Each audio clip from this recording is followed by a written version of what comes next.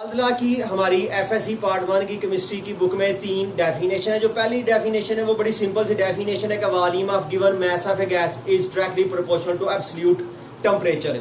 किसी भी गैस का जो वॉल्यूम है वो उसके एब्सोल्यूट टेम्परेचर का डायरेक्टली प्रोपोर्शनल है। यहाँ पे सीखने वाली ये चीज़ है जी कि what is meant by absolute temperature. Absolute temperature is a temperature which is major on kelvin scale. Temperature के 3 स्केल मोस्टली यूज किए जाते हैं, सेल्सियस, फ़ारेनहाइट और केल्विन। तो ऐसा टेम्परेचर जो कि केल्विन स्केल पे मेजर किया जाए उसको हम कहते हैं एब्सोल्यूट टेम्परेचर, क्योंकि ये एब्सोल्यूट टेम्परेचर स्केल है। तो शर्त ये है कि टेम्परेचर जो है वो आपका केल्विन में होना चाहिए, फिर वॉल्यूम के साथ रिलेशन बनेगा। टेम्परेचर बढ़ाने से वॉल्यूम बढ़ता जाएगा, टेम्परेचर कम करने से वॉल्यूम कम होता जाएगा। इसकी जो सेकंड डेफिनेशन है वो हमारे पास ये है जी कि जो वॉल्यूम और टेम्परेचर की रेशो है ये हमेशा कांस्टेंट होती है, V/T। किसी भी गैस का वॉल्यूम उसके टेम्परेचर पे डिवाइड करें तो it should be a constant answer for an ideal gas. तो ये जो है इसकी दूसरी डेफिनेशन है। जो इसकी तीसरी डेफिनेशन, ये मोस्ट इंपॉर्टेंट डेफिनेशन है, क्वेश्चन नंबर 6B है हमारी टेक्स्ट बुक का, throw some light on 1/273 factor. या पेपर में ये बड़ा ट्रिकी क्वेश्चन आता है, वो आता है कि explain quantitative definition of Charles law. तो बच्चा पहली डेफिनेशन लिख देता है, गलत हो जाएगा। दूसरी डेफिनेशन लिखेंगे तो भी गलत होगा। जब लफ्ज आ जाएगा ना quantitative definition of Charles law, तो फिर आपको ये वाली डेफिनेशन लिखनी है। अब ये डेफिनेशन ये है कि volume of given mass of a gas increase और decrease by 1/273 for every degree rise और fall in temperature at constant pressure.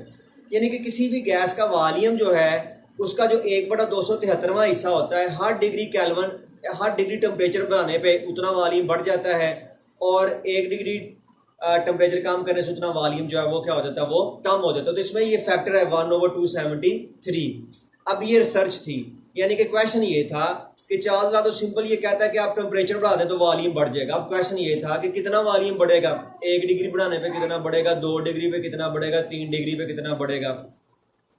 और अगर हमारे पास गैसेस डिफरेंट हो जाएं और हम उनका टेम्परेचर एक जैसा इंक्रीज करें तो क्या दोनों के वॉल्यूम में एक जैसा इंक्रीमेंट होगा कि नहीं होगा।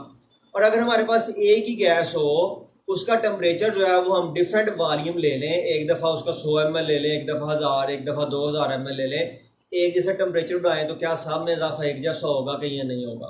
तो जब एक्सपेरिमेंट किया गया तो पता ये चला कि गैस कोई भी हो, जो इंक्रीमेंट है वो उसके इनिशियल वॉल्यूम का 1/273 होना है। मसलन आप एक बीकर में गैस ले लें 273 ml, 1 डिग्री बढ़ाने पे 1 ml का इजाफा होगा, क्योंकि जो 273 है उसका जो 1/273 होता है वो 1 ml होता है। फिर आप गैस ले लें 546 ml, 1 डिग्री बढ़ाने पे इसमें 2 ml का इजाफा होगा, क्योंकि 546 का जो 1/273 होता है वो 2 ml होता है। और अगर आप 819 ml गैस लेते हैं तो 1 डिग्री बढ़ाने पे 3 ml का इजाफा होगा, क्योंकि जो 819 है इसका जो 1/273वां हिस्सा होता है वो होता है 3 ml। तो इससे ये पता चला कि जो गैस है उसकी नेचर पे कुछ नहीं होगा, गैस के इनिशियल वॉल्यूम को जो है वो देखा जाएगा। तो ये इसकी क्वांटिटेटिव डेफिनेशन है। इसी से फिर एब्सोल्यूट जीरो जो है उसको ड्राइव किया जाता है।